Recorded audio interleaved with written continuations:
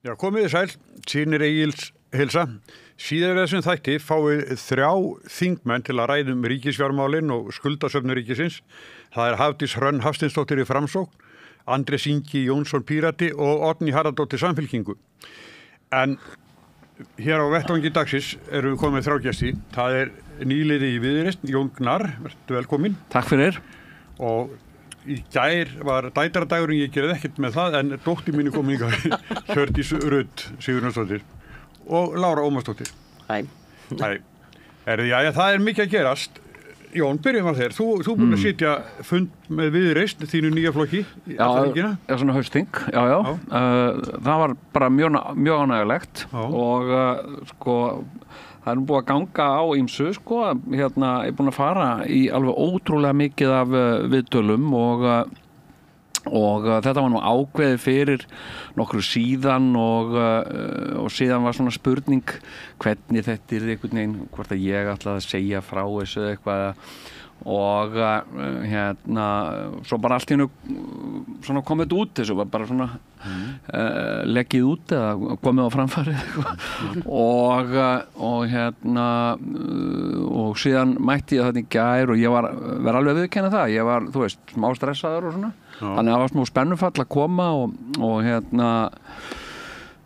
svona hitt alla og sína sig og svona og en mjög ánægilegt. Stefnur á þing? Já, ég geri það. Mér langar að prófa það, já. Já. Þú búin að prófa margt? Ég hef prófað ýmislegt, og sopið nokkra fjörur og svona, en aldrei þessa. Ég hef heyrt mikið þetta. Já. Og misjafnt og mér langar að prófa þetta og ég er svolítið svona að skipta kúrs í lífinu þú veist, ég er svolítið að svona hætta svona listrænni starfsemi og gríni og svona. Já. En þér byrjaði þú og Sigurjón með tvíhöfða. Já. Við erum tíhöfði heldur áfram. Já, og tvíhöfði heldur áfram, við erum bæði á X-inu á föstudögum og svo erum við líka sem sagt með podcast á Tal. Og það heldur áfram og svo er ég líka með mitt eigið podcast sem heitir Gnarristan. Þannig þú ert ekki hættur. Þannig ég er ekki Nei, en þú veist Þetta er mikið lofurð. Já, ég verð ekki mikið beðin að leika í skaupinu og svona, ég veit það alveg og en auðvitað mun ég fagna því að hafa einhver tækifæri til þess að geta. En eftir að þú sastæðan fund núna, ertu jafn mikið sammála Viðreisn eftir fundur og varst fyrir hann? Já, auðvitað er ekkert sammála öllum allt, en í grundvallaratriðum, já. Það var ekkert svona sem að svona stuðaði mig eða sem að ég fekk einhvern aularhroll. Ég var alltaf smá smekkur það.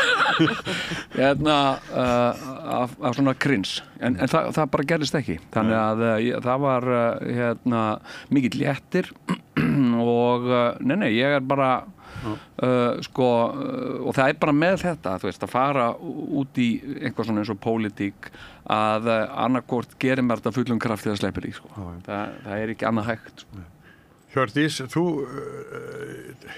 í vikunum sem leið þá varst ekki á fundi hjá Viðreisn, þú varst að gera hvað? Já, ég hef búin að sitja seinni hluta vikunar á ráðstefnu sem heitir Stórbíans í hjerti og smerti. Það sem er samstarf Reykjavíkurborgar í samstarfi með 10 öðrum borgum á Norðurlöndunum vellíðan barna og hvernig hægt er að halda eða gera Norðurlöndin besta stað fyrir ungt fólk og það eru bara áhugaverðar spurningar og eins og áhugaverðasta sem að svona kom upp var fyrirlesari frá Malmö sem að segja bara, þú veist, hvað áttu við að gera fyrir 10 árum og bara allt sem er búið að vera í gangi hér og þá held ég að sé rosalega mikilvægt að við reynum ekki alltaf að finna upp hjólið og við svona skoðum aðeins í kringum okkur hvað hefur verið að gerast í borgunum í kringum okkur. Ástand kannski vest í Malmö svona, sem við þekkjum allan á Norðurlöndum.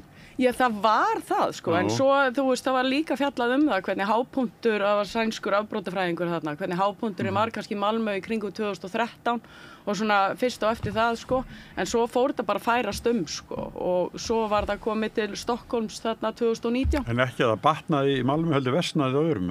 Já, þetta bara svona breyttist út, þetta svona einhvern veginn eins og trendið bara... En hvað það í þessari frásögn? Hvað það? Það breyttist út? Ég bara ofbeldi og skotarósir, þannig náttúrulega hann svolítið mikið að fjalla þær, skotarósir og hvaða áhrif skotarósir í þessum útsettu hverfum hefur á samfélögin. En ekki skotarósinnar einhver gengi að berjast heitulegu sölu? Það ekki oftast þannig? Það oftast þannig, en það sem þeir gera, þeir eru að fara og finna krakka sem að búa við erfiðar félagslegar aðstæður og fá þá í verkin, setja bara byssur í hendurnar á krökkum sem fá kannski borgað 200 skall íslenskar eða 300.000 og þá náttúrulega líf þessara barna farið. En ástæðan fyrir því að sé hægt að ná í þessi börn að því að þeim ekki búið nógu vel félagslega, þú veist, þau hafa það ekki nógu gott. Þau eru að leita eitthvað staðar, athygli, viðurkenningu, bara einhvers konar upphefð. Er það slæmum aðstæðum að þetta tilboð hljómar vel? Já, virðist vera, já. Þeir verið að sná til þeirra. Lára, ert þú að fyrir frambóð? Nei. Ég ekkert að gera það. Nei. Langt í frá. Ég að gera alls konar. Ég var til dæmis á ráðstefnu líka í vikunni allt annað málefni sem heitir RIMC, eða Reykjavík International Marketing Conference, og þar var verið að ræða þessa gervigreind, eða hvað maður á að kalla þetta, generative AI, og hvað áhrif það muni hafa í framtíðinni á störfin okkar og allt það. Og svo ég að búa til heimildamynd sem verður frumsýnd í lok október. Og heimildamyndu hvað? Já, það konu sem að að því ég best veit, fyrsta konan til þess að starfa á Íslandi sem listakona. Og hún fyrsta konan sem var lifandi þegar hún hélt sýningu á Kjarvalsstöðum. Það hafði verið sýnt verk eftir látna konu áður. Og hún myndir fjallar svona hennar, þetta svona hennar frásögn af baráttunni sem hún stóð í allt sitt líf. Hvað heitir konan? Halla Haraldsdóttir, og alltaf kölluð Halla Har, það var hennar listamannsnafn.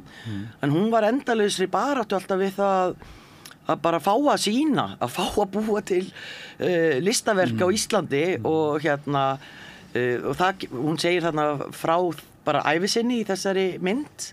Og þetta eiginlega ótrúlegt að því hún átti 3 börn og 1 var blind og hún til dæmis hann fekk ekki fara í skóla hér, hún fjármagna það sjálfu með listsköpun og fór til Danmörku með hann og þegar hún var að sýna erlendis og svona sem hún gerði mikið og var að vinna mikið erlendis á fullt af verkum eftir hana í Þýskalandi, Póllandi, Austurríki, Kína, bara út allt, Ameríku. Hvenær var hún uppi þessu kona? Hún bara dó í fyrra, og fædd 1934. En þannig að þegar hún þurfti að fjármagna þetta sem sagt alltaf sjálf, og hún segir einmitt frá því þannig í myndinni að þegar hún var að fara að sýna eða vinna erlendis, þá þurfti hún til dæmis, og það var það þessi saga sem ég var svo áhugaverð, þá bjó hún til matarpakka og merkti á, ísa í raspi eða kjötbólur í brúnni sósu og svona, og pressaði öll fötin fyrir kallinn og allt þetta, svo hún gæti farið frá heimilinu. Og það þessi saga sem að vakti áhuga minn.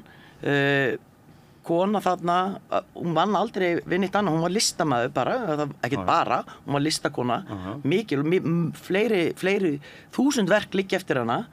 Við vitum ekkert hver hún ég vissi ekkert hver hún var. Og hún segir þarna bara frá þessu lífi og hvernig hún barðist. Hún dó 2 vikum eftir að ég kláraði að taka í myndina. Og mér langaði náttúrulega mest að hún gæti ekki að sjá hana en já, þetta allavega, fyrir mér var þetta mjög merkileg saga. Og hvenær verður hún sýnd og hvað? Hún verður frumsýnd í lok október, 30. október fer hún í almenna sýningar í Bíóparadís. Hún getur jafnvel séð myndina og við sjáum hann ekki, Mögulega, ég hugsa það, hún búin allavega að vera með mér, finnst mér, í þessu ferli og í myndin leyfi henni bara að segja frá sínu lífi og því sem hún var að gera og hvernig hún gerði það og ég fyrir til Þýskalands og hún lærði hjá Oidmann sem eru bara þekktustu glerlista versmiðja í heimi og þar lærir hún glerlist síðan þegar hún að verða fertug og á marga glugga hérna í kirkjum, í Selfosskirkju, Hveragerðiskirkju og Hvanneyri og svo náttúrulega út í Þýskalandi, fleiri kirkjur og í einbýlishúsum og bara víða, sko. Ég þurfti að vita þetta eins fyrir því að hérna Heimir Bess sem í prentu núna, þar einmitt fjallað með Selfosskirkju og ég vissi ekki þetta. Já, hún á alla gluggana þar sem dæmi, sko. Og hún lýsir þessum verkum og svo lýsir hún náttúrulega öllum verkunum og öllu því sem hún gerði sem var síðan hætt við. Hún lendi oft í því að hún var beðin að gera eitthvað hérna og gerði það og lagði það ómælda vinnu og peninga og allt og svo bara hætt við og eitthvað kall fengið til þess að gera í stæðin. Þannig að kallarnir vildi ekki að hún væri í listaheiminum? Nei, þeir vildu það ekki. Það ítin út. Þetta er búið að vera svo skemmtilega spjall núna þess að ákoma þetta hérna, nei, sko þessar pólitísku hérna, já, staðin í pólitíkinni og þykir ekki alveg einsýnt að Svandís verði formaður VG og hvað breytist við það? Hvað heldur þú? Ekki neitt held ég. Ég spáði alltaf að ég hef ekki trúað því að hún myndi bjóða sig fram. Að ég held að það væri bara óvinnandi verkefni, sko. Já, að bjarga flóknum? Já, það væri bara langt og leiðilegt, sko. Og ég meina, hún væri bara... Ég ætlaði eiginlega að veðja á það að hún sæði ekki fyrir sér að fara út í svoleiðis skurðgröft. Búin að vera ráðherra meira og minna frá hruni og þú veist, ég bara sá þetta ekki fyrir mér svona... Hún myndi fyrir ekki bara hætta í stjórnmálum en... Já, en svo ég veit ég ekki hvað gerist þarna, það verður lögð fram einhver tillaga að slíta stjórnarsamstarfinu strax. Mér finnst nú ólíklegt að hún verði samþykkt því að það í framboði hún og Mummi og fólk sem vill bara halda stjórnarsamstarfinu áfram. Ég sé ekki alveg hvernig það getur gengið upp að flokkurinn samþykki að slíta stjórnarsamstarfinu en sé með fórustu sem vill ekki. Það er svo bara að gangi Evrópusambandið láta það Sigmund Davíð sjá hana. En svo getur vel verið að þau segi bara já, ef að flokkurinn vill slíta þá bara slítum við. En ég veit ekki það. En svo sé ég bara eins og með Viðreisn og Samfylkinguna og hinir og þessi og miðflokkurinn en náði í svona Sundmann með svona, það er svona allir að fara að undirbúa listana sína og hljóma svona svolítið eins og sumir finnst mér hljóma eins og Framsóknir alltaf gert og segja ekkert allt og mikið og svona en ná svona í einhverjar frægðarpersonur ég vil ekki gera lítið og Jón Gnarr Jón Gnarr er pólitíkus, hann var búinn að vera pólitíkus síðan 2010 Já, einhverjum hluta en ég finna þið voru fréttir að Þórður Snær var að koma og svo var hann það kom mér óvart Arnar forstaframbjóðandi, hann er kominn ég býst við að fleiri forstaframbjóðandi munu bjóða sig fram en ég segi þetta bara með Framsókn Steinunn Ólín eða eitthvað svo það gæti verið og orkumálastjórinn og fleiri sem að fengi ykkur reynslu þannig að með svona, og það finnst mér bara svona ég veit ekki alveg hvort að þessi pólitík beint svona eins og frekar eins og fermingavislur Nei, en það er náttúrulega sko, auðvitað er að pólitík hvað stjórnarflokkarnir þrír standa höllum fæti Já, ég hefði reiknað kannski með hörku umræðu bara efnahagsmál ég meina það er það sem að fólk talar við mig þegar ég heiti það er bara fólk bara eiginlega allir sem ég heiti lýsa eiginlega að þeir búi við svona lakari stöðu efnahagslega og það er mjög slæmt fyrir ríkisstjórn að fara út í kosningar í því ástandi bara mjög slæmt þannig ég reikna með að reyna bara að draga það allra sem allra lengst Ég las grein í morgun eftir Bjarna Jónsson þingmann, bróðir Ásgeirs Jónssonar seðlabankastjóra þar sem að tala bara ofbeldi bankalega gart almenningi og ég veit að Hjördís er sammála því. Þetta er náttúrulega líka alveg ótrúlegt. Það er fullt af óverðtryggðum lánum að losna núna og búin að vera síðustu mánuði. Allir er búin að reka fólk bara með illu í verðtryggð lán og þá hækka bankarnir vexti á verðtryggðum lánum. Þú veist, það er bara alveg sama. Það er hvergi skjól. Það átt að veita eitthvað skjól með þessum verðtryggðu lánum af því að það er engin annar valkostur í boði og þá er bara ráðist á fólk þar og ég sakna þess í aðdraganda þessa, þú veist, núna þessi síðasti þingvetur þessar ríkisstjórnar. Ég heyri ekki neitt, ekkert neinar aðgerði. Seðlabankinn er bara eins og smiður sem er sendur til að smíða pall og hann bara með hamar. og ekkert annað. Það enginn að koma með skrúvél eða gera neitt til að reyna að laga stöðuna. Pallurinn nær frá Garðabæ upp í Mosó. Það er bara ekki stoppað hana mann. En hann segir líka eins og hækkanir vakst bankana sem að hækka verðtryggt, sem það sem að bankarnir alltaf taka fyrir utan verðtrygginguna. Þeir eru búin að fá allt sitt í húsnæðislánu sem eru bara öruggustu lán sem þú getur veitt. Ætti bara að vera kannski svona 1% umfram verðbólgu. Það verður svona fair. Þeir eru, hvað er þetta, 4,35%, eitthvað bara eitthvað klík. Arion kom upp í 4,6. 4,6% umfram verðbólgu. Hvaða klikkun er þetta? En þetta sést líka bara út í búð. Fyrirgeðu. Það er bara, ég fæ bara taugaáfalli hvers skipti sem ég fer út í búð.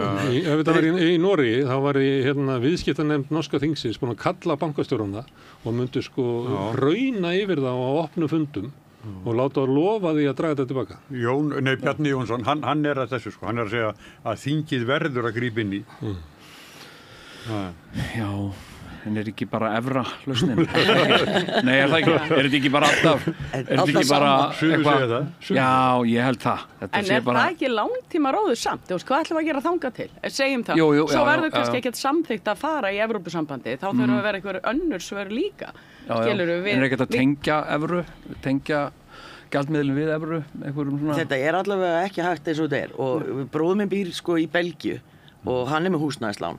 Og það er bara sama upphæð í 20 ár sem að borga alltaf og það er bara bannað að breyta því. Já, bara fyrirsjáleik. Hann bara þegar hann tekur lánið þá bara fær hann útbrent. Þetta er það sem út að borga á hverju mánuði í 20 ár. Og það breytist ekkert eitthvað upp og niður og eins og við erum eitthvað bara er reikningur núna svona hár? Hann er gattur. Hjá honum er þetta bara svona, þetta er bara fast og þeir mega bara ekkert breyta því. Þú hefur keypt íbúð í Svíþjóð? Já, ég ger það. Ég var einu sinni með húsnæðisvexti sem voru 1,25%. Og enga verðtryggingu? Engin verðtrygging. Nákvæmlega, og mágur minn sem er í Danmörku, hann er með 0,9. Engin verðtrygging. Og það er fast. Ég tók lán í banka í Svíþjóð sinni og ég sagði við manneskjuna sem ég var að sækja láni hjá, ég gæti útvegað ábyrgðarmann. Hún vissi ekki hvað það var. Og hún sagði, hvað mennurðu? Ég sagði, ég geti útvegað ábyrgðarmann. Hvernig þá? Fyrir láninu semst ef ég get ekki borgað? En þú getur borgað, við erum búin að rekna það út, þú getur borgað já, en semst ég myndi ekki borga. Jú, en þú ætlar að borga, ég meina það bara, við bara gangum á þig og þú borgir. Já, nákvæmlega, eða þú veist, bara aldrei heyrt þetta. Þetta er bara svona eins og þegar ég enda að kaupa ísu í einhverju kjötbóri, ég sagði, eru þið með ísu? Og ísu? Nei, og ég verið með þorsk. Ég sagði, nei, ekki þorsk, ég er ísu. Af hverju ertu ísu? Ég bara, frá ísu? Já, ertu með kött, sá hann. Og svo fór hann eitthvað bak.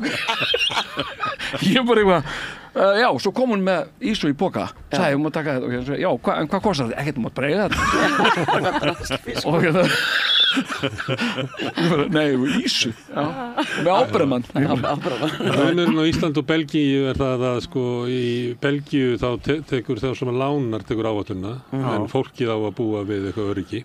Hér er það öfugt. Sá sem að lánar, hann verður að hafa alltaf 4,60% umfram verðbólgu og hann þarf að hafa ábyrgðarmann og hann þarf að hafa allt bara 18 belti og 19 axlabönd á meðan að almenningur á bara að fara að vinna fyrir þetta lið ef það kemur eitthvað upp á þá er að borga. Já, og það er sama með leigumarkaðin í Belgíu af því að bróðir mig var nú á leigumarkaðin á undan og það er bara lágmark 10 ár. Þú veist bara, það grífst hérna er ekki eins og ekki 1 ár. Þú getur ekki leitt út í íbúð bara til skamms tíma. Hvaða skepnuskapur er það? Ef þú ætlar að leigja í íbúð þá er alltaf 10 ár þegar fjölskylda sem býr þarna. Þetta er bara eðlileg viðhorf. En svo langar mér nefnilega aðeins að koma inn á það, þú veist, eins og í Svíþjóð þar hafa vextir líka hækkað, en nú er Seðlabankinn þar byrjar að lækka vexti. En þú veist, það er kannski ekki fyrsta tóli sem að þeir grípa til. Ég man eftir þegar ég bjóða þarna úti, þá fóru þeir að krefjast til að kæla aðeins hagkerfið, að þú myndir borga aðeins hærri hluta inn á láni þitt. Ekki bara hærri vexti til þess sem að lánaði peningana en til að aðeins að minnka það eyðsluna að þá myndirðu allavega það borga sjálfum þér það, en það náttúrulega þrengdi svolítið hverju gátu tekið lán og þú veist, þetta var ekkert þægilegt fyrir alla, en það var svona aðeins önnur aðferð en bara að hækka vexti. En það voru klárar innborganir á lánin. Já, bara það, ekki til að mæta einhverju öðru í lífinu, bara þetta. En svo er líka bara ójöfnuður á milli sko, fyrirtækjana og almennings. Almenningur hefur ekkert valum annað í krónu, en fyrirtækin geta valið. Að gera það. Öll þessi stæðstu. Já. Þannig að þetta bara alveg eins og þetta var hérna fyrir hrun. Það var orðið þannig þá. Bankarnir voru að gera upp í evrum og öll stór fyrirtæki voru að gera upp í evrum og við almóin vorum bara tapandi hérna muniði. En það sem við erum að tala húsnæðisvexti í Svíþjóð og í Danmörku eða í Belgíu, það ekki bara evran sko. Nei, það er sjónarmið. Það eru bara íbúðalána sjóðir sem eru á bak við húsnæðismarkaðinn því að það vitað að almenningur getur ekki keypt húsnæði sem það þarf að borga á löngu tíma á okkur markaðsvöxtum. Þannig að það er bara, ef þú ætlar að hafa húsnæðisöryggi í löndunum, þá er eitthvað svona system sem að máttur ríkisins við að taka lán á lágum vöxtum er notað til þess að fjármagna húsnæðisuppbyggingu almennings. Hér bara má það ekki vegna þess að braskararnir þurfa að vera eitthvað inn í leiknum og græða. Þetta er eitthvað mismunandi viðhorf, þetta snýst það. Þar verið að hugsa fyrir því að fjölskyldur og fólk sem býr í landinu sé með öruggt húsnæði. Það er fyrsta hugsun. Ekki að hérna er svo algengt að fyrsta hugsun sé að fyrirtækin græði og standi vel og svo erum við ykkur staðar. Annars staðar í röðinni. Það myndi hvergi þekkjast í heiminum að bankarnir var að skila sko, svona 90 milljarða hreinum hagnaði. Sko eftir hérna litla bankaskatt sem eftir og eftir skatta af allt saman. Hreinum hagnaði sem að þeir eru með sem eru kannski 3%, allt upp í 3% af landsframleiðslu.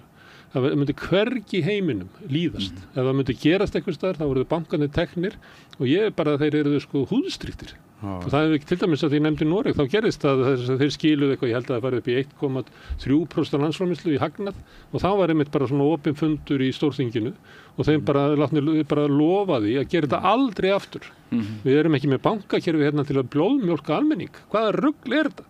En hérna er þetta bara, ég heyri enga stjórnmálamann andmæla sko hagnaði bankana, engum sem andmælir þessari idiotísku vaxtastefnu Seðlabankans, enginn sem gagnrýnir bankakerfið.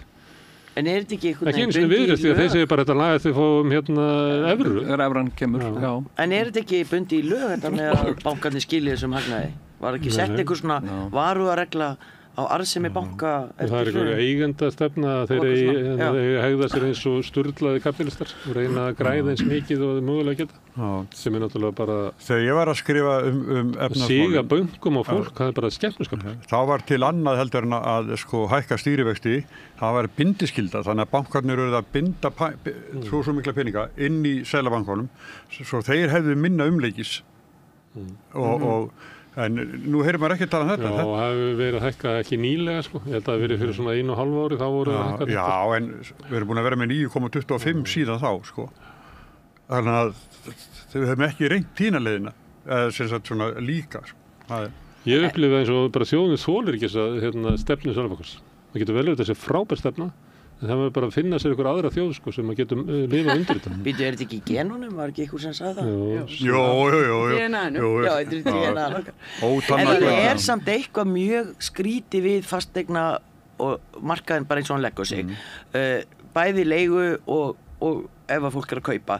Það til dæmis í mínum huga algjörlega galið að ég sem kaupi sko íbúð 2020 búin að vera á leigumarkaði 18 ár, kaupið mér íbúð 2020 á að ég valla fyrir henni, ég sko þurfti að klinka fyrir henni segi ég alltaf vegna að ég þurfti að fá lán meira segja börnunum mínu, 50 skall hér og 10 skall þarna, þú veist, til þess að eiga fyrir útborgunni að ég var búin að vera á leigumarkaði í öll þessi ár, ekkert búin að leggja fyrir, kaupið þarna þessa íbúð, selana 3 árum seinna og allt í hennu, veist, er ég búin að eignast í ykkur íbúð 30 milljónir á 3 árum, hvaða rugl er það? Hvers kjaftaði það og sama tíma með leigumarkaðinn hann fylgir alltaf þessu að því að eins og ég skil þetta þá eru þeir sem eru að leigja út þeir vilja fá meira í leigutekjur heldur þeir fengið að þeir myndu setja 50 milljónir sínar inn á bankabók þess vegna eru þeir alltaf miða við sko verðmæti en taka aldrei til greina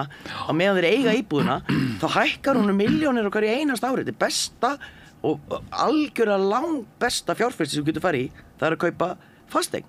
Og þá ekkert skrítið að þeir sem eiga peninga setji bara allt sitt í fasteignir og það alveg nóg fyrir þá bara að byggja þær. Þau eru ekki eins og að selja þær, skiljið. Þeir geta bara áttar hana og það bara mala gull ár eftir ár, hækki verði. Algjörlega bara galið system. Ég bara skil ekki hvernig það virkar. Ég bara næ ekki að hvernig þetta svona. Ég hef aldrei skilið þetta. Ég er búin að reyna mikið. Fyrir nokkrum árum þá var þetta þannig að ég var nú að fylgjast með mínum börnum sem voru að reyna að kaupa sér íbúðir. Þá var það þannig að þú bauðst íbúðst í sölu og sett á hana 24 milljónir. Þannig að þá bauðst þú 26 milljónir. Já, nákvæmlega. Og þú fékkst hann ekki, það var einhver sem bauð herra. Þetta var einhvern veginn bara villta vestrið. Og nokkur dæmi það sem var gerð tilboð sem voru vel yfir söluverði.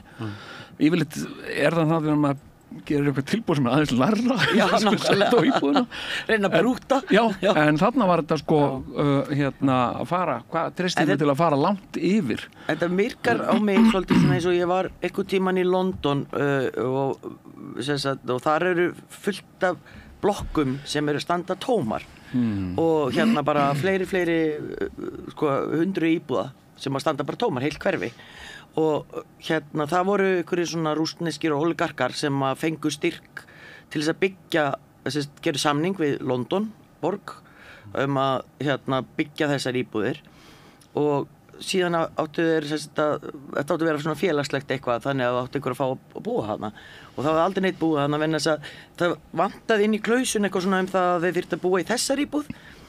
Þeir á sama tíma keyptu síðan bara einhverjar íbúðir einhvers staðar í Birmingham og létu fólki bara fá þær íbúðir af því að íbúðunar í London þær bara urðu verðmætari eftir sem þeir stóðu lengur tómar og ég sá eitthvað staðar í fréttum daginn að hér eru einhverjar íbúðir í Reykjavík sem eru bara tómar það er engin í og ég var velti fyrir mér hvort að þetta sé í gangi núna ég veit það ekki að þú byggir einhverja blokk og svo bara býður og það er bara ekki að selja hana þú bara býður og þá vantar íbúðir að vita allir og meðan þú býður þá hækka verðið og þú græðir meira. Ég veit ekki, kannski það máli.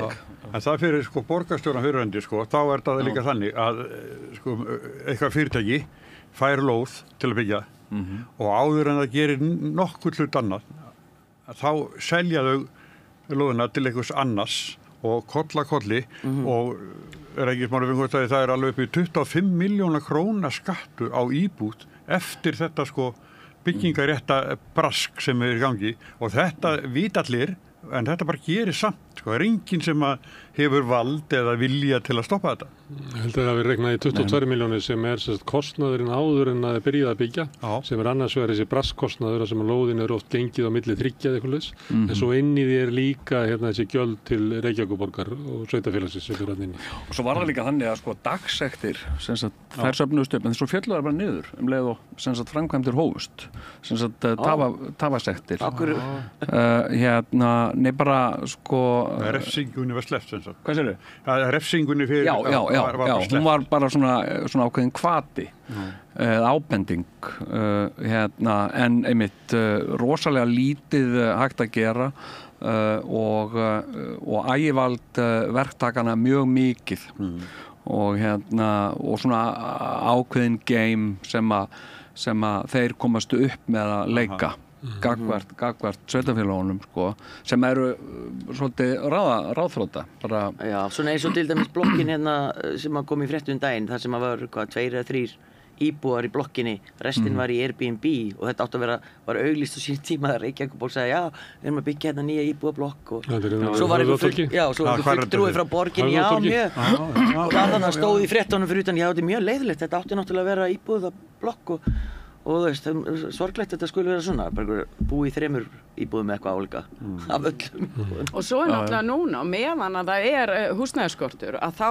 er ekki engar ráðstafanir gerðar hér til dæmis með því að takmarka Airbnb þú veist, áfram að leyfa kannski fólki að leigja sína íbúða meðan það fer til útlanda alltaf kannski að starfa einhvers staðar í mánuð það reyndar ekki hækkað þakkið þú mátt bara leigja út fyrir 2 milljónir og það er búið að vera það bara og 90 daga sem sagt en upp að 90 milljónum Nei, upp að 2 milljónum. En á meðan hækka fasteign. Já, það er það. En á meðan hækka fasteignin þín í verði líka, sagði til. Já, þannig að það borgar sér fyrir því að vera með hana í þessa 90 daga, fá þær kassan 2 milljónir og svo bara hækkunin á íbúðinni. Þannig að þú ert kannski að fá hagnað út á íbúðinni 5-10% með við verðmæti eignarinnar og þú fær það ekki í banka fyrir peningin sko. En eina sem ég græði á því að íbúðu mín hafi hækkað 10 milljónir í verði á síðustu 3 árum að ég þarf bara að borga hærri fasteignagjöld sko. Þú veist, það hjálpar mér ekkert í þeirri stöðu núna þegar að lánin mín eiga að fara, þú veist, verða helmingi hærri afborganir ef ég fer ekki verið verðtryggt lán. Þú veist, ég ger ekkert með það. Þú gæti bara selt, þú tekir peningin og bara aftur bara held ég. Það er möguleiki í stöðinni. Það geta leigjendur til dæmis ekki gert. Þeir geta ekki náð í þetta fjármagn. Segir pabbi gamlega, þú flytur ekki neitt. Það sem að mér finnst eiginlega merkilegt með húsnæðismálin, að því að við erum að tala hérna, þá það er ekki búið til nógu mikið að íbúðum. Það munaði held ég bara helming á höfuðborgarsvæðinu og það átti að vera stemt af tæplega 8.000 íbúðum en voru 4.000. Þannig að þú veist það er eitthvað að. Íbúðverð allt of hátt, fólk kemst ekki inn, þeir sem að kaupa húsnæði eru þeir sem eiga íbúði fyrir og að setja út á leigumarkaðin, þannig að fólk ekki að geta keypt sér íbúðir, húsnæðiskostnaður eru allt of hár, leigan er allt of há, þetta bara húsnæðiskerfi sem í algjöru tótal messi. Hvað er þetta talað stjórnvöldum? Já, við erum að íhuga að bæta aðeins í hlutdeildarlánin sem að virkuðu ekki síðast og ekki þar áður og einhvern veginn svona eins og það sé bara eitthvað svona pússa, búinn í smíði með bara eftir að strjúka aðeins áður og búið með stykkið þitt. Þú veist það þarf bara að endur byggja þetta sko. Þetta er algjör katastrófa og það sem að öllum könnunum þá sést þetta að það sem að dregur fólk helst niður í fátækt, það er húsnæðismarkaðurinn. Dregur óþarfa álag á öryrkja og láglauna fólk, einstæða foreldra, er bara algjört disaster, krabbamein í íslensku samfélagi. En svo kom alltaf ráðamenn að segja eins og þið séu alveg með þetta undir kontról. Þú veist, þetta í grunninn er þetta rétt stefna að þú veist að láta bara verktakana þetta svona, við ætlum aðeins að telja íbúði fyrir þá svo að þeir geti svona aðeins glöggva sér betur á þessu og bæta aðeins í, ég skil þetta ekki. Ég skil ekki, þú veist, hvernig þeim dettur í hug að koma fyrir fram, bara logandi hús fyrir aftan þá og þeir eru að tala, við erum með svona okkur vassbissu. En að því þú ert að tala hlutdeildarlánin, þá var nú bara frétt á Stöð 2 í gær fólk sem er bara búin að finna íbúð, búin að fá samþykkt að þau standast öll skilyrði fyrir hlutdeildarláni, búin að fá samþykkt frá bankanum, en það er ekki til neinir peningar í hlutdeildarlánum. Þú veist, síðan í apríl er sjóðurinn tómur og þeir eru ennþá að reyna að leita leiða til að fjármagna það. Já, ótrúlega ábyrgðarleysi. Þú veist, þannig að það er með ólíkindum, sko. Það er eins og sé ekki fólk sem er að fjallum, sko. Þessi sé bara fjallum steipun, en það er sko fólk sem býr í húsum og fólk þarf að búa í húsum. Mér langar að segja að því að 10 ár frá hruninu. Það er eftir viku. Já, Jón Danielsson, hagfræðingur, þá var ég með Sprengisand og hann kom mjög oft til mín og hann sagði þegar þetta var alltaf að gerast, ekki reka fólk að heiman, ekki, þið megið það ekki sko og börnin að fara að skipta skóla og allt svona missa vína sambandi og það má ekki og hvað þá að gera?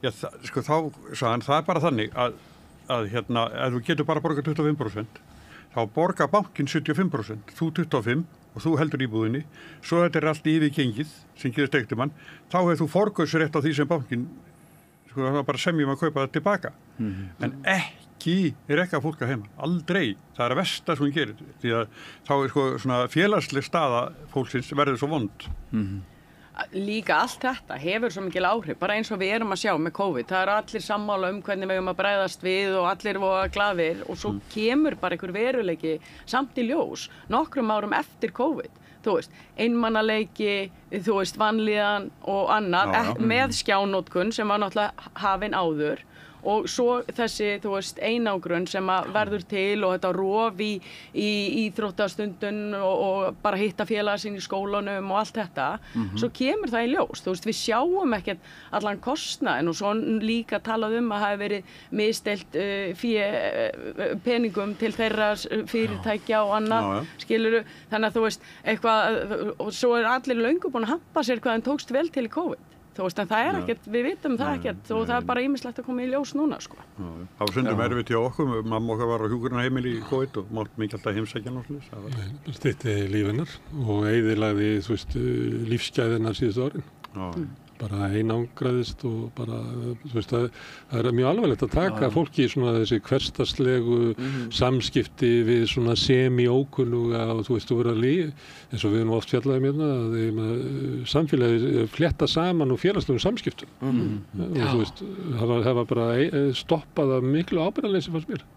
En COVID var náttúrulega bara svona dæmi ástand þar sem enginn veit neitt. Það veit enginn neitt og við erum að reyna að gera eitthvað, vinna eftir einhverju svona ákveðinu hugmyndafræði eða verkferlum, svo verður að gera eitthvað allt annað í Svíþjóð og það til umræðu og svo eru að birta endalega svo tölur, dánartíðni, smithætta og alls konar svona sko og þetta er bara svo ótrúlega flókið sko, og ég bara sko, og ég hef nú sagt það sko, bara dáist að þessu fólki sem nefnt að standi í því að vera einhvern veginn hatast í þessu, skilur koma fram úr blaðamannafundum og svara spurningum sem það ekki hugmyndum sem alltaf var að spurja hvenær er þetta búið því að það er erfitt, þú veist, bara. Þannig, ég held sko, það sem ég hördi sér að segja er að kannski eftir COVID þá vissu svo sem allir að við værum með þarna einhverjar 2-3 kynslóðir af krökkum sem hefðu verið í framhaldsskólum sem hefðu svona, eru með hólu í svona félagslegu þroska. Gerðu við eitthvað í því? Nei, við gerum ekki því. Ég er alls ekki að meina, ég held að allir þeir sem voru að starfa á COVID-tímanum voru virkilega að gera sitt besta. Ég er ekki að meina það. En þú veist, vinnan er bara kannski ekki búin. Og þú veist, ég var í Svíþjóð þegar það var COVID, þar sem að var ekki þetta sama rof og ég man rökin sem þeir notuðu voru til dæmis það að þau vildu að börn kæmi í skólan svo allir fengi að borða. Af því það er búið að vera frýr skólamatur þar í árum saman, ég kann ekki ártalið á því og svo líka það að með því að börn komi í skóla og sé í skólanum þá er einhver annar að fylgjast með börnunum og börn sem er búið við erfiðar félagslegar aðstæður og heimilsaðstæður sé ekki föst þar. En það kom ekki í ljós hérna líka, það var mikil fjölgun og tilkynningu til barnaverndarnefndar, það var fjölgun í heimilisofbeldi, það sem gerist allt í þessu einangraða samfélagi og hérna mér fannst alltaf svona svolítið skemmtilegt hvernig mamma mín sko tók á þessu COVID, hún var alfarið á móti öllu þessum boðum og bönnum og vildi bara fá fara í IKEA eða eitthvað, þú veist, og hérna kom í heimsókn og svona, við vorum alveg að reyna að stoppa hana af, en hún var náttúrulega fullorðin kona og sagði bara, heyrðu, þú veist, ég veit ekkert hvenær líf mitt er búið. Veist, ég vil bara vera lifandi á meðan ég er lifandi og hérna svona eftir að ég held að bara svona þetta var gott hjá henni mömmu, hún var þess að fór sko heimsótti fólk sem var með COVID, gamalt fólk sem var með COVID sem vissum bara því að henni var svo hræðilegt að það væri bara eitt einhver staðar og svona. En var ekki líka verið að draga úr möguleikunum á því að sko vírusinn stökkbreyttist og yrði ennþá illskeyttari? Auðvitað, og í byrjun var þetta alveg en það var líka komið þannig í lokin svona loka, opna. Það var út af þrýstingi frá ferðaþjónustunni og við fórum svona eins og svona millileið frá Svíþjóð og kannski Nýja-Sjálandi. Nýja-Sjáland bara lokaði landinu og það var meira og minna opið og fólk var bara í samskiptum eiginlega allan tíman. En svo kom náttúrulega kúfur af veikindum á eftir. En við fórum eitthvað svona millileið, þannig að það var verið að loka og svo opna og loka og opna og það myndi á gríðanlegum þrýstingi að mátti ekki loka landinu, þannig að hérna kemur sko túristar. Já, en þetta með krakkana þannig að við vorum með miklu meiri einangrun heldur en kannski ef við höfum bara lokað landamærum meira. Já, mögulega, þá hefur við bara geta verið við. En ég vil að verið rannsakað sko í COVID að allir þessi styrkir sem bara runn út úr ríkissjóði hingað og þangað og hérna, hvað þetta mikið hver fékk og hvernig hefur arðgreiðslur í því fyrirtæki þá orðið í framhaldinu og annað sko, að við erum líka að hérna, vita hvað við gerðum sko, með peningarna okkar, að það voru uppsagnarstyrkir og bara endalausi styrkir, eitthvað getur bara mörgunafnum og hvað varðum þetta og hverju fengu þetta og hvernig staðað þeirra sko eftir þetta. Og svo niðurgreiðslan á þú veist, ferðum innanlands. Já, hvað kostar? Fengum afslátt hjá ýmsum fyrirtækjum. Já, hérna og hótelum máttu koma hundan okkar. Já, þetta var bara, já. Já, ég notaði þennan ferðastyrk alveg. Sjálfsögðu. Ég meina, ég alltaf að ferðast eitthvað. Við ætlum að skoða hérna, þetta verðum að tala þú veist, hvernig við skoðum hérna hlutina eftir á, til þess að læra þeim. Ég held að mig gera það í sambandi við COVID og líka hvernig peningarnir fóru og hvernig hérna þessi einangrun fór með samfélagið. Ef við þú nefndir hrunið áðan og hérna fólk sem að misti húsnæði sitt. við mættum líka skoða það hvaða áhrif það hafði á tiltekna fjölskyldur sem að mistu húsnæði sitt og fólki hraktist út á leigumarkað sem að spratt upp, hækkaði leigan mjög hratt, sérstaklega upp úr svona 2011 sem er svona svipaður tími og fólk að hrekjast út á húsnæðismarkaðinn.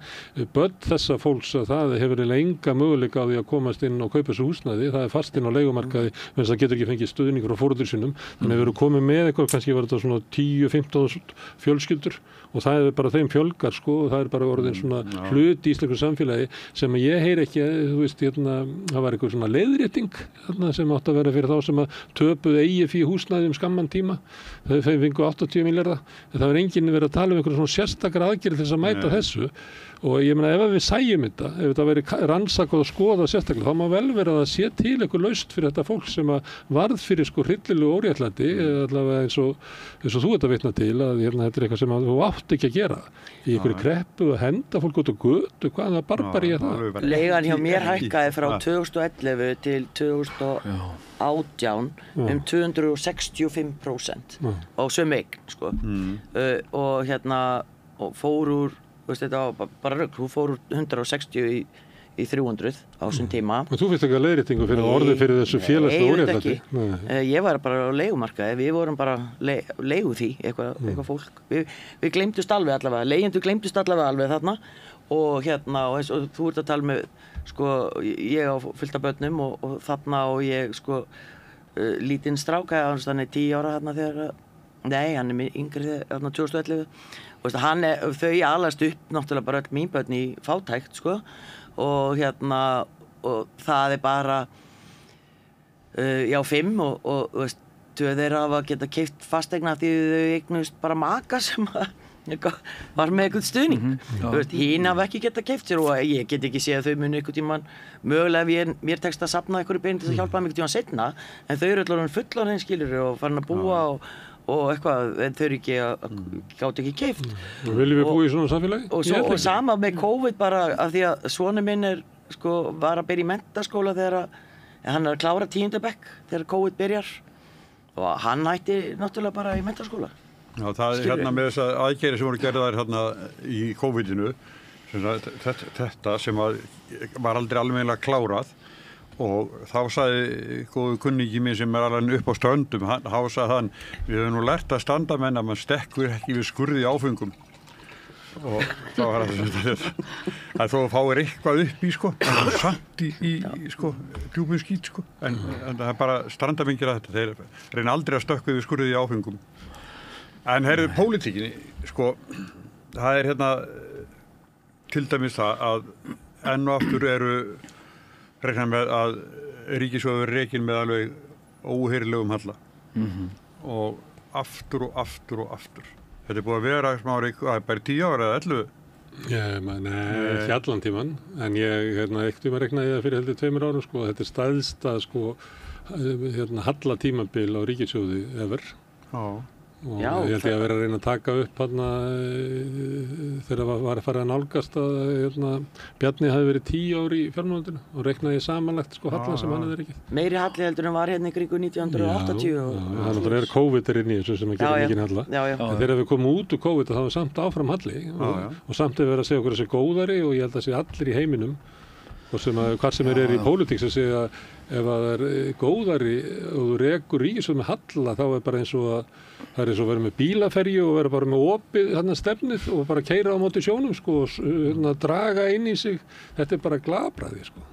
Og líka þegar það eru verðbólga, okkur er þetta þá með halla á ríkissjóði. Mögulega skýrir þetta fylgistap Sjálfstæðisflokksins vegna þess að þeir hafa nú, sá flokkur hefur yfirleitt alltaf stært sig af því að kunna fara með peninga og sem er engin dæmi og ég veit það ekki, ég veit ekkert um það en þeir hafa allavega notið trausts vegna þess að þeir séu klárir í peningum og rekið styrka efnahagsstjórn og kannski er þetta svona hluti af skýringunni fyrir utan það náttúrulega að formaðurinn, hann þarf bara að fara að átta sig á því að hans tími er liðinn sko og veist, fyrir flokkin ef ég ætti að hugsa svona fyrir flokkin sjálfan og þá ætti þau að hugsa það bara að reyna að segja honum það bara fyrirgefðu Bjarni minn, þinn tími bara liðinn kallinn minn, nú bara komið tími á einhvern annan, sko, ég held að það væri best fyrir flokkinn en já, og mér langar samt að taka svo upp þetta með Svandísi, því að ég ósammála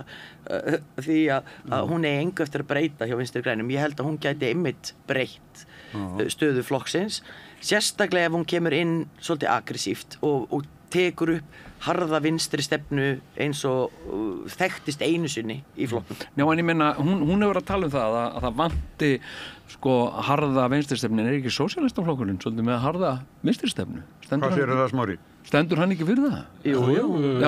Við byrjum að kallum þetta sósíalistaflokk því að það voru þorði enginn að segja orðið sósíalisti. Það er að segja eitthvað félagshyggja. Já, félagshyggja. Ég er bara pyrra með þess að byggja á þessum. Veit enginn hvað það er. Félagshyggju öflin, hvað er það? Sósíalista trúa því að sósíalismi sé til þess að lausnin að vanda í húsnæðismálunum og bara eins og vanda sem við erum að glíma en VG hefur náttúrulega driftað svolítið frá því og kannski svona vinstriflokkur sem lagði áherslu á kvenréttindi, umhverfismál og eitthvað slíkt að svona sósíalismi væri ekki svarið hefði sósíalismi verið farvegur fyrir mannréttinda bara á 2000-öldinni og ég meina ég sé tækifæri fyrir Vinstri græna í að sækja fylgi sósíalistaflokksins ef að þau fara í það að vera með harða stefnu vegna þess býtu bara svo ég útskýri sem er með stóru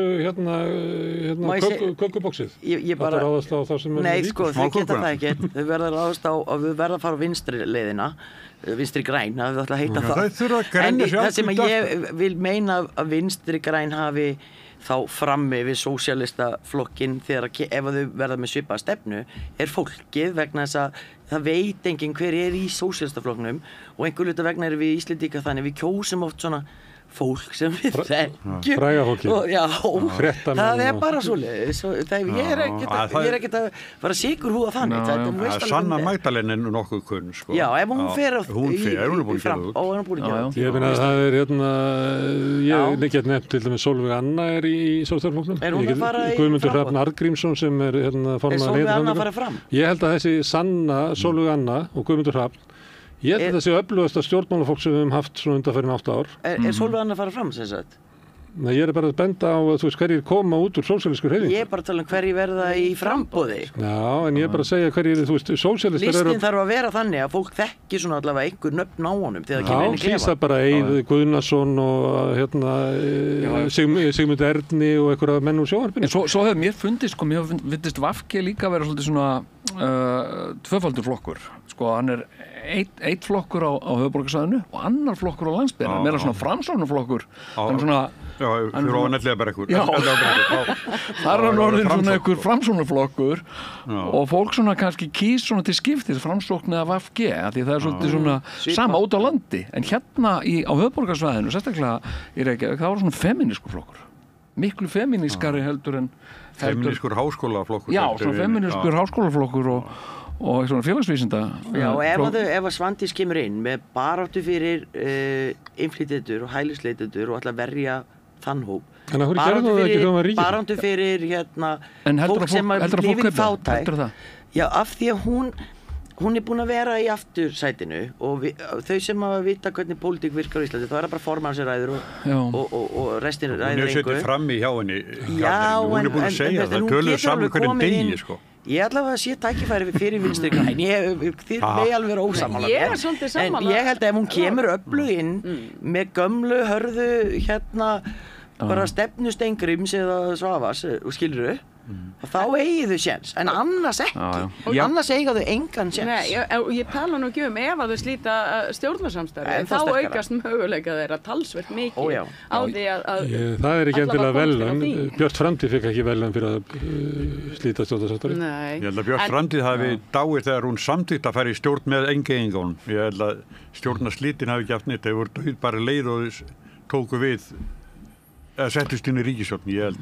Og náttúrulega fylgi að Vinstri grænum er náttúrulega bara búið að tínast af í þessu stjórnarsamstarfi og þeir sem að hafa kosið flokkin eða fylgt honum á einhverju leyti, þú veist, þeir geta þetta ekki lengur sko. Nei, þannig að þú veist, þannig að þau myndu mæta þeirri óánægju með því að slíta stjórnarsamstarfi en svo náttúrulega getur verið að þau þurfa að fara þarna ákveðna millileið sem að Svandís náttúrulega búin að gefa út að krefjast þess að verði kosið í vor sem náttúrulega bara fínt bara fyrir það bara aðeins að rétta af kurvuna og við fáum bara aftur að kjósa okkar vanalega tíma þú veist. Svo var náttúrulega þessi skringilega leikjafletta þarna með sko þegar að sem sitjandi forsætisráðherra sagði af sér og bauð sig fram til forseta og Bjarni Ben verður þá forsætisráðherra. Þetta allt rosalega skrítið og ég var svo mikið skammaður fyrir þetta. Ég var spurður að þessi viðtölum finnst þetta ekki skrítið? Ég sagði, mér finnst þetta bara ógeðslega, mér finnst þetta surrealist bara og ég held að það hafi líka stuðað rosa mörg sko. Alveg hárrétt sko. Já, það bara svona þetta bara eitthvað svona klækja stemning. En eftir að Bjarni var sko forsætisráðherra þá hefur meiri hraði á fylgisurinninu, það ekki? Já, það sem sagt fylgið hrínur meira að Sjálfstæðisflokknum eftir að maður forsætisráðherra heldur en gerð fyrir. En það ekki líka þetta, þú veist, efnahagsástand? Ég meina fyrir síðustu kosningar þá var Bjarni að segja, þú veist, lágvaxtalandið og veldu stöðuleika og allt það og nú allt bara í kalda kolum. Þannig að þú veist, flokkurinn ekkert að standa undir svona því sem að þeir gáfu út að þeir væru. Sko. Og vilja vera. Og vilja vera, þú veist, en þeim hefur engan vegi tekist að ráða við efnahagsástandi og einn hátt, þannig að þá fellur trúin náttúrulega á. Og sem alveg, sko, það gott fólk þarna í þessum flokki, inn á milli, skilji. Það alveg klart nú. Já, mér finnst það, skilji. En það aðalatriði fyrir þau bara skiptumanni brúnni. Setja bara konu ángað, væri frábært ef að flokkurinn þorir að gera það og þá kannski, veist, eitthvað hægt að snúa þessu við hjá þeim. Svo held ég líka bara hafi stór áhrif á svona efnahagsstöðuna þessar væringar þarna Elsunbrot á Reykjanesinu Þórkatla úrræði fyrir fólkið sem þarna sem sagt íbúana og þessar framkvæmdir þarna, ég hef nú farið þarna sko, þetta er Kárahnjúka framkvæmdir þarna sko, þessir garðar allir, þetta er ekki engar smásmíði sko og þarna hafa margar af öflugust og stærstu vinnuvélum landsins verið bara nótt og dag að moka hraunni fram og tilbaka og byggja varnargarða og ég held að við séum ekki ennþá farin að sjá bara reikningin fyrir þetta. Nei. Þetta er náttúrulega gríðaleg útgjöld sem þetta er líka, og allir þessi óvissa bara að því, þú veist, hvað ég að gera á að gera þetta, á að gera hitt og það þarf einhver að taka ákvörðun um það, já, gerum þetta og svo hefði kannski átt að gera hitt, skilur þannig að við erum svolítið í þessu, sko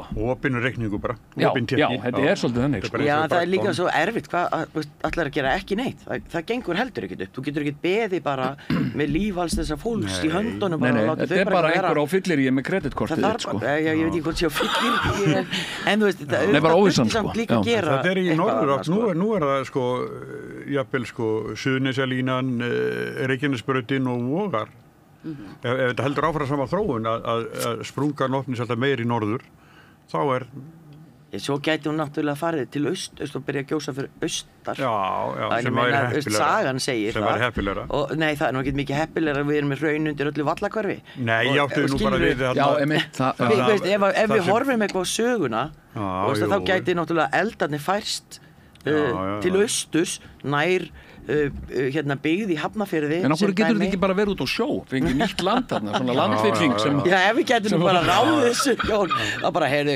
halló guð nennir bara færið út á sjó það var náttúrulega frábært já, en meina, er það þegnilega mögulegt? Gæti maður sprengt eitthvað þarna neðan sjáar sem myndi opna svona náttúran veistu, ég held bara náttúran sé bara þannig að það sé ekki takt að stjórninni sko. Hún er bara með sér í líf sko. Það er betra að sætta sig við hana heldur en reyna breytinni. Ég fylgdist með umræðum sko, þegar Eyjafjallajökull var sko, umræðunar á Reddit og svona hjá Amerikunum, þú veist hvað er þetta að gera í þessu? Verður einhver að gera eitthvað í þessu eins og þetta bara henda sprengju þarna onni þetta eða eitthvað, sko, bara gera eitthvað. En það, við lærðum nú margt á því gósi allavega flugheimurinn, að því að bara nú verður ekki, ef það kemur annað eins gos í dag, alveg nákvæmlega eins og var þá myndi ekki flugi stöðvast alla Evrópu eins og gerði þá nei. Að því að þau gerðu föttuðu það sem við svo sem hefur vitað lengi að aska ekki bara aska og öskustrókur ekki bara öskustrókur, hann mismunandi og suma flugvélar geta, það þarf að fljúga gegnum suma típur, aðrar ekki sko. En ef að tala meira pólitík, Þórður Snær góður biti fyrir Samfylkinguna og Samfylkingu góður flokkur fyrir Þór Snær? Já, þetta spyr mig. Þórður Snær alveg pottið góður biti fyrir Samfylkinguna, það ekki nokkur spurning. Hvort að Samfylkingin sé góð fyrir Þór Snær ég ekki alveg eins sannfærð hann hefur mikið skrifað einmitt þessa tilfærslu sem þú varst að tala peningunum þar sem að leiðréttingin kom til þeirra eigna meiri og fólk á leigumarkaði var út undan, hann hefur mikið fjallað það í fréttum að það sé hópur fólks í samfélaginu sem hafi gleymst og það þurfi að gera eitthvað fyrir fólk sem býr við fátækt eða á leigumarkaði. Það róttækari heldur núverandi forystan Samfylkingarinnar? Mér finnst það í augnablikinu sko, en mögulega ætlar Samfylkingin að vera lengra inn á miðjunni heldur en að Kristrún hefur verið, ég veit það ekki. Það hljómar nú ekki þannig í einhverju grein sem hún skrifaði í vikunni þar sem hún var eiginlega meðast hún verið að presentera Samfylkinguna sem svona framsóknarflokk sko. Ekki öfgar til hægri og vinstri sem að mun ekki að Sigurður Ingi þrástæðist á í síðustu kosningabaráttu. Af því að mér hefur fundið Samfylkingin færast lítilega svona frá miðjunni með tilkomu Kristrúnar. Hún að mælist fyrir vikið stærri flokkur og kannski það bara það sem fólk vill ekki hafa svona hægri miðjuflokk einhvers konar. En ég einlétt fyrir, höldum áfram Herdís, heldur að Jón Gnarr sé góð biti fyrir Viðreisn, og Viðreisn góð flokkur fyrir Jón Gnarr. Já, ég held að hann sé klárlega góð biti fyrir Viðreisn, ég meina hann bara sýndi það í síðustu kosningum sem hann tók þátt í að hann með mikið persónufylgi og fólk fílar hann. Það þekktur fyrir að vera svona hreinskilinn og segja hlutina beint út og það höfðar til margra sko. En ég ætla nú bara svona stríðar að sýta við hliðinu en ég finnst líka Viðreisn ég held líka Viðreisn sé góður flokkur fyrir Jón Gnarr þannig aftur á móti erum við með einhvers konar sem að mér finnst passa svona miðað við hvernig Jón talaði í aðdraganda forsetakosningana líka bara svona miðað við hans bakgrunn og annað Viðreisn eini flokkurinn sem ég hef heyrt eitthvað tala fólk sem á við fíknivandaðetja, svoleiðis úrræði, sambandi við meðferðarúrræðin og það þurfa að gera eitthvað fyrir hennar hópa fólki og svona. Jón hefur líka verið á þeirri línu. Ég veit ekki hvort hann Evrópusambandssinni alveg, en þú veist, mig gruna það samt, sko. Og hann þannig að ég held að þessi flokkari eftir þessi flokkur passi líka alveg vel við Jón. Og svo held ég að hann og Sigmar verði örugglega bara flottir saman, félagarnir. Men það gamli félagar, sko, að vexinu. Ég að segja það, þið passi við hvort annan og svona. Og varðandi persónufylgi Jóns, þá það alveg skýrt ég bara leið og þetta var tilkynnt, þá sagði einn mjög nátengdi mér bara ég búin að ákveða hvað að kjósa, ég bara að fara að kjósa Viðreisn. Bara út á Jóni, sko. Ég oft spurður, þú veist, af hverju Viðreisn og ég búin að segja, ég tók kosningaprófið og það kom út 57% Viðreisn. 57? Það nóg? Þú sagði 70? 70? Þú sagði það í viðtalinu. Já, ok, 70%. Núna 57. Já. Nei, ég Svo verið það 50-50. Já, ég bara, ég man það ekki nákvæmlega. Ég kom afgerandi út Viðreisn. En svo þetta líka, sko, að mínum dómi sá flokkur á Íslandi sem hæsta hlutfall ADHD. Ég eiginlega alveg... Meiri Píratar, nei. Ekki meiri Píratar. Ég held það. Jú, og þeir eru líka með hæsta hlutfall af óvirkum, fólki sem búin að fara í meðferð, óvirkum ölkum. Já. Og svo þetta, sko, og ég, að mínum dómi, meira en Píratar, meiri nördaflokkur, sko. Þetta svona heiðarlegur lúða og nördaflokkur, finnst mér, svolítið. Nei, bara, og þar á ég heima. Mér líður vel innan og hann glaðlegast í flokkurinn. Mér finnst, sko, þegar ég svona velta fyrir mér, sko, svona andlitssvip flokkana, þá finnst mér Viðreisn vera, sko, þetta þriðja hallarislegasta nafnið á stjórnmálaflokki á Íslandi, sko. Vinstri hreyfingin grænt framboð, bara versta nafn sem hægt að setja á stjórnmálaflokk. Þetta svona nafn sem búið til að fundi, sko. Samfylkingin næstvesta nafni og Viðreisn er sko þriðja vestanafni sko. Þannig að ég, þú veist, en ég sætti mig við að ég á þetta heima sko.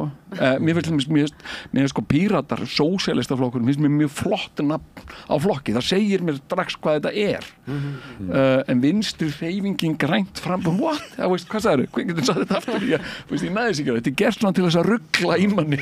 En ef það ætti að skipta nafn á Viðreisn, þetta er eitthvað í hug, hvað væri töff? Hvað myndi lýsa flokkur? Það kom fram til það fyrir ég. Nú, Viðreisn, grænt flokkur. Grænt fram? Viðreisn, hreyfingin. Þetta var eitt á fundið mig. Já, sko,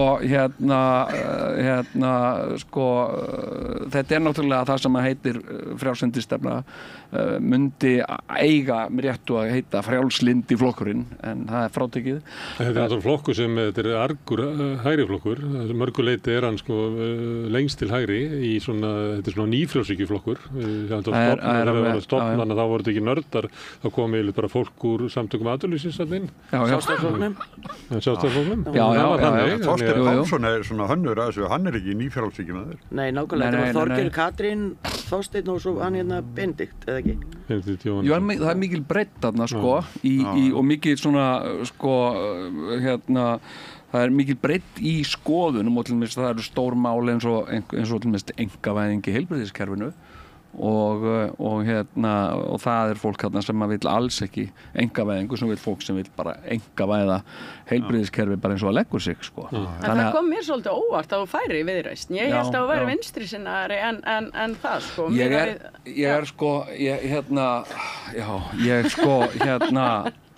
Já, einmitt. Ég sko er sko svona pólitískt þá er ég svona libertarian sósíalisti. Ég er það. Og það er ekki hægt að vera það. Þú getur ekki verið sósíalisti og libertarian, þú veist, eða anarkisti. Það er ekki hægt nema bara að vera passífur. Það er ekki hægt að vera sko aktífur þannig að mér finnst sko Viðreisn í Viðreisn nægja sameina þetta hvað best. Sem sagt ég er sko mjög mikill einstaklingshyggjumaður að mjög miklu leyti sko. Mér leiðist bara eins og fram hefur komið, mér leiðast afskipti opinbera aðila af einkalífi mínu eða tollamúrar eða svona það sem ég flokka sem óþarfa afskipti, en á móti vil ég En leiðir þeir ekki að vera á fundum? Nei, ég er nú bara sko, náttúrulega með aldri og þroska, ég er að venja ég er bara nokkuð góður að setja fundum, bara svona með virkar hlustun og er svona að skilja og já. Þú ert líka orðin betri í viðtölum og svona. Ég man alltaf því ég tók fyrsta viðtali við Jón þegar hann var borgarstjóri. Bara fyrsta viðtali sem ég tók við hann sem borgarstjóra. Það var verið að vígja eitthvað sundlu eða eitthvað störpi grafarholti, minni mig. Eða skóla eða eitthvað svoleiðis. Og ég tek viðtali við hann og svo spyr hann einhverju. Og hann bara, ég veit það ekki, býttu aðeins. Og fólk bara nifti í einhverja mannski. Getur hjálpað mér að svara þessari spurning? Mér fannst það svo geggjað. Ég hef aldrei talað við pólitíku sem að stoppaði bara viðtal sem býttu aðeins. Ég þarf að spurja. Þetta þótti mjög gott, sko. Greinilega, þú veist, alltaf hann sló í gegn með þessu, sko. Já, það kom mér gríðarlega mikið óvart. Ég sjaldan á ævinni, ég oft skammast mín eiginlega meira og minna svona reglulega alla ævi fyrir hvað ég sé vitlaus. Sem sagt, hvernig getur verið svona vitlaus og okkur bara ert ekki heima hjá þér, þarna asniðinn, segi ég við sjálfa mig bara, okkur þetta hafa þér svona fram í gammandi eitthvað sem þú veist ekkert og svona og það var eitthvað svona viðtal sem ég fór í og ég var spurður eitthvað og ég sagði bara, já, ég bara veit það ekki og veistu það ekki. Nei, en þú ert borgarstjóri Reykjavíkur, já. Ég sýndi þetta nefnilega viðtalið. Á ég að vita, ok, en ég get tjekkað þessu, ég get komið staðið og svo getur talað aftur á morgun. Þetta var eitthvað svona, já. Og ég skammaði þetta mér svo mikið, þú veist, að ég var bara svona aðlátursefni, sko. Nei. Svo kom svona maður, ég var til Krónu, kom maður og sagði, þakkaði, ég sá þarna viðtal við í fréttunum í gær. Og ég sagði, já, einmitt, þetta kom ekki vel út fyrir mig. Jó, mér fannst þetta alveg stórkostlegt sagði. Loksins kom stjórnmálamaður sem sagði satt. Já, bara viðurkenndi, ég veit það ekki. Ég skal bara kanna þetta, ég gleymi svo aldrei. Þú er alveg geta bladrað eitthvað út úr. Þetta var bara fyrst í stjórnmálamaður. En svo saga gengur innan orkuveituna, sko, að Þegar besti flokkurinn komin í borgarstjórn með mikið kjörfylgi þá boðaðir á fund upp í Orkuveitu og það svona verið að sína hérna svona glærur stöðun á Jón satt þarna og Sigurður Blöndal og skildi ekki neitt sko. Svo sagði annar hérna fyrirgeði eru 9-0 í milljarði. Nei, það sko þetta, ég ætla nú ekki að segja hver spurði þessar spurningar. Nei. En þessi spurning kom fram og þetta satt. Hérna við skulum bara segja eins og satt við frá þessu. Það var verið að tala þarna skuldir Orkuveitunar og það var ein manneskja þarna í hópnum sem rétt upp hönd og sagði hérna finna milljarður, er það 100 milljónir eða er það 1000 milljónir? Já, það svoleiðis. Það og svona fólk horfir svona hvert annað, það 1000 milljónir. Ok, já, það 1000 milljónir. Hérna Smámur. og hérna og Óttar var náttúrulega skrautlegastur af öllum hérna sko og líka kannski sá sem að sko mesta furðu vakti sko vegna þess að Óttar náttúrulega svo allir sem kynnast Óttar vita það að hann sko hann með greindari mönnum sko hann alveg ofboðslega kláran Óttar en það þú lest ekki alveg útlitin á honum sko þarna sé hérna einhver vidringur sko hann Óttar kom aftur og aftur á óvart sko hérna hann og fólk einhvern veginn það var bara svo ofta eins og þessi fyrstu fundir þarna sem við fórum á sko það var líka þessi óvissa fólk hélt jafnvel að við værum bara að koma þarna og svo myndum við segja við nennum þess ekki og við erum bara farin fólk var alveg jafnvel undir það búið sko það var ekki leið út bara kosa 4 á hösti já þetta var ekki ég meina þetta var bara svona þú veist þetta var bara svona þú veist fyrir mér svolítið svona eins og að eignast börn sko þú veist þetta bara eitthvað sem maður gerur og maður þarf að taka ábyrgð á því skilur annars maður bara aumingi drullustokkur og aumingi og það vil ég ekki vera það kjörtímabil í börnunum þannig að þau eru alltaf þau eru mörg kjörtímabil en ekki að fara skipta yfir í ríkisfjármálin þau býða hérna fram með þingmenn Jú, það akkurat núna við erum komin þessar venjulegu 10 mínútur fram yfir klukkutíman kollegar framtíðarinnar já kollegar framtíðarinnar svo ferðu skrifstofu sem eins og setja litlar henni eins og einhver þingmaður saman svo móðgar þannig að fekk nýju skrifstofuna sína í smiðju nei, ég hef ekki skoðað þetta ég hef ekki það hann sagði að þetta væri eins og verið á litla hrunni og þá voru fréttir það hvað allt var ömurlegt þar já. En það nú alltaf þannig mér finnst þið ekki geta sleppt Jóni nema að spyrja hann fyrst sko hérna þessi hugmyndum stjórnarsamstarf Sjálfstæðisflokks, Miðflokks og Viðreisnar er það eitthvað svona stjórnarsamstarf sem þér hugnast? Ég ætla ekki að útiloka það ég veit ekki hvernig það myndi líta út og svona setjast í mér ég myndi ekkert útiloka það